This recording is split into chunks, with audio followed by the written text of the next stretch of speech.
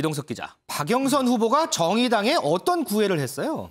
네, 박영선 후보 그제 열린 기자 간담회에서요. 갑자기 심상정 정의당 의원을 언급을 했습니다. 심상정 의원이요? 네, 제 마음 같아서는 심상정 의원 같은 분들이 저를 지지해줬으면 좋겠다. 공개적으로 러브콜을 보낸 건데요.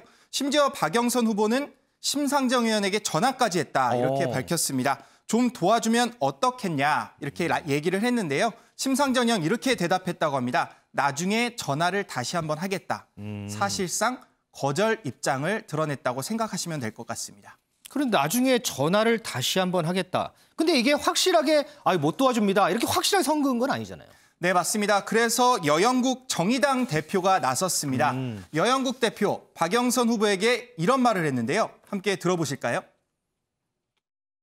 국민의힘과 기득권 정치동맹을 공고히 했던 더불어민주당이 그 어떤 반성도 사과도 없이 지금에서야 도와달라니 이게 무슨 염치 없는 것입니까? 네, 단순 거절이 아닌 염치가 없다. 그러면서 직격탄을 날린 건데요. 정의당이 박 후보를 이렇게 비난한 이유, 다 이유가 있습니다. 바로 지난해 말에 벌어진 일인데요. 네. 정의당이 중대재해기업처벌법 제정을 요청을 했는데 당시 중기부 장관이었죠. 박영선 후보가 법의 실효성을 무력화시킨 당사자다. 그러면서 정의당을 입에 올릴 자격조차 없다고 비판한 바 있습니다. 여영국 대표가 이렇게 염치까지 거론을 했는데 그러면 박영선 후보 포기했을까요? 네, 박영선 후보 끝까지 포기하지 않았습니다. 포기하지 않았어요? 네, 선거운동 마지막 날인 오늘 새벽에요. 박 후보가 찾은 곳은 바로 노회찬 버스로 알려진 6411번 버스였습니다. 박 후보의 오늘 아침 모습 저희가 영상으로 준비했는데 함께 보고 오시겠습니다. 민주당에 아마 섭섭한 부분이 많이 있어서 그러셨을 거라 저는 생각은 하지만 저는 노회찬 의원님이 동작에 출마하셨을 때도 저는 혼신의 힘을 다해서 제가 도와드렸습니다. 그리고 다른 정의당의 보궐선거가 있었을 때 이런 어떤 유불리를 따지지 않고 제가 진심을 다해서 거의 매번 도와드렸습니다.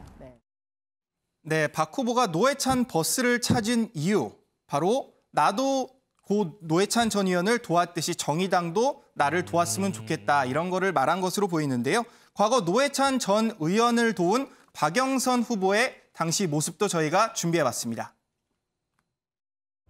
부자 정당의 부잣집 딸이냐 아니면 서민과 함께 뒹굴던 우리 노회찬이냐를 결정하는 매우 중요한 선거일이 바로 내일입니다. 여러분 모두 투표에 참여해 주십시오. 노회찬 일하게 해주십시오. 그리고 노회찬 국회에서 말하게 해주십시오. 네, 과거 인연을 강조하면서요. 도와달라고 간절히 호소했는데 서운한 감정도 드러낸 것으로 보여집니다. 그러니까 나도 도와줬으니까 이번에는 날 좀 도와주십시오 이거 아니에요. 맞습니다. 그런데 지금 이제 선거 내일이면 이제 오늘 이제 마지막 유세고 내일 끝이잖아요. 네. 선거 막판에 이렇게 박영선 후보가 정의당에 구애하는 이유가 있어요? 네, 분명히 있을 겁니다. 정의당을 포함한 범여권의 지지를 호소하기 위해서인데요. 먼저 지난 2018년 서울시장 결과를 저희가 살펴봐야 할 것 같은데요. 네. 당시 김종민 정의당 후보는 1.64%의 득표율을 기록을 했습니다. 네. 정의당 이번 재보궐선거에 후보를 내지 않았는데요. 그랬죠. 아실 겁니다. 이 때문에 정의당 지지층이 어느 후보에게 쏠릴까 이 여부가 현재 최대 관심사입니다. 앞서 민주당은요. 피말리는 1% 싸움으로 갈 것이다. 이렇게 밝힌 만큼 정의당의 지지층이 어느 후보에 갈지 현재 지켜봐야 할 대목입니다. 그러니까 민주당에서는 지금 피말리는 1% 싸움이라고 분석을 하고 있는데 이 상황에서 정의당이 득표할 수 있는 2% 안팎의 표를 갖고 온다면 우리가 역전할 수도 있다라는 계산이 깔렸다는 얘기군요. 그렇습니다. 자, 이 정의당은 확실하게 선을 그었는데 그렇다면 정의당 지지층은 어떤 결정을 할지 아마 내일 보면 알 수 있겠군요. 네.